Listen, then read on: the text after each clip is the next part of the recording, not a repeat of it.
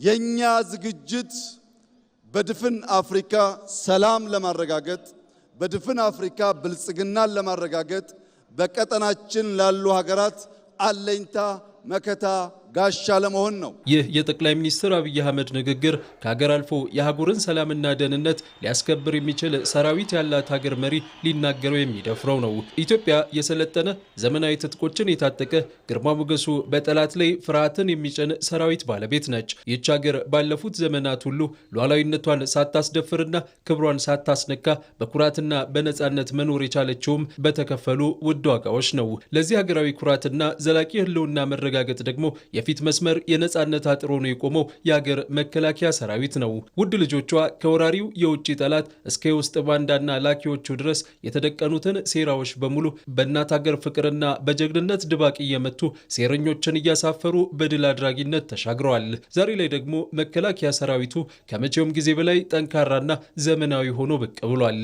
ኢትዮጵያ አሁን ላይ እየተዘጋጀች ያለችው ከራሷ አልፎ የቀጠናውን ብሎም የአህጉር አፍሪካን ሰላም መረጋጋትና የጋራ ብልጽግና ለማረጋገጥ ነው። ለኢትዮጵያ ብቻ ሳይሆን ለቀጠናው በቂ የሆነ ኤሊት ፎርስ ቴክኖሎጂ የታጠቀ ቴክኖሎጂ የሚጠቀም በድሮን ሬኮነሰንስ የሚያደርግ በካሚካዚ ምሽግ የሚያፈርስ በምሽግ ብቻ ሳይሆን በስትራቴጂክ ቦታዎች በሰላም ወረዳዎች ውጊያን የሚያጧጥፍና የሚያሳጥር ተቋም ኢትዮጵያ ስለገነባች ድፍን የምስራቅ አፍሪካ ሀገራት ድፍን የአፍሪካ ሀገራት እንኳን ደስ ያላችሁ እንኳን ደስ ያለን እላችሁ ፈልጋለሁ። ይህ ዝም ብሎ ባዶ ህልም ብቻ አይደለም።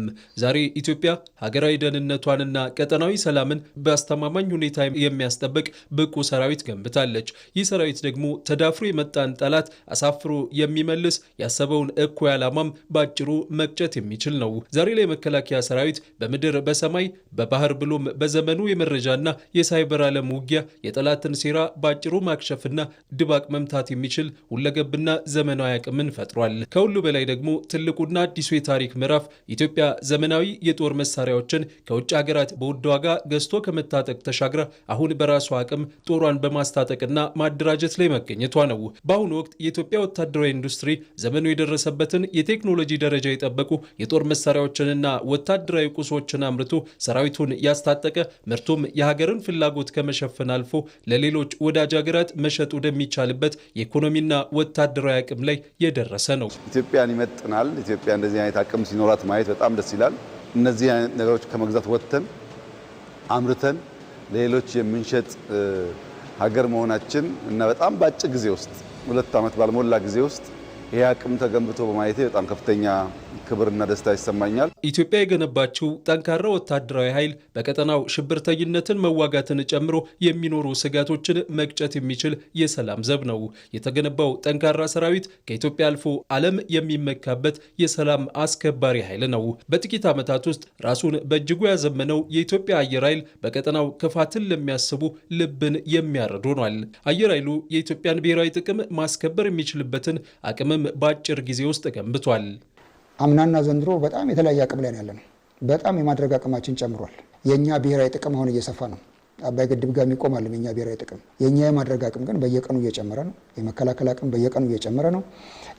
ያ ነው ያቆማቸው 2-3 እንዲያስቡ ያደረጋቸው። አሁን የኢትዮጵያ ጠላቶች ሴራ እየጎነጎኑ የጥፋት መረቦችንም እየዘረጉ ቢሆንም እነዚህ ጠላቶች ለኢትዮጵያ ስጋት የማይሆኑ አቅመ ቢሶች ናቸው።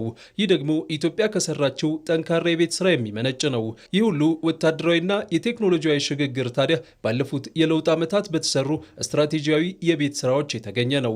የ2010ሩን ሀገራዊ ለውጥ ተከትሎ የኢትዮጵያን ገናናነትና ስም የሚመጥን የዘመኑን ወታደራዊ ሳይንስ ያቀናጀና የተሟላ ዘመናዊ ትጥቅ የታጠቀ የመከላከያ ሰራዊት የመገንባት ሰፊ ሪፎርም ተካሂዷል።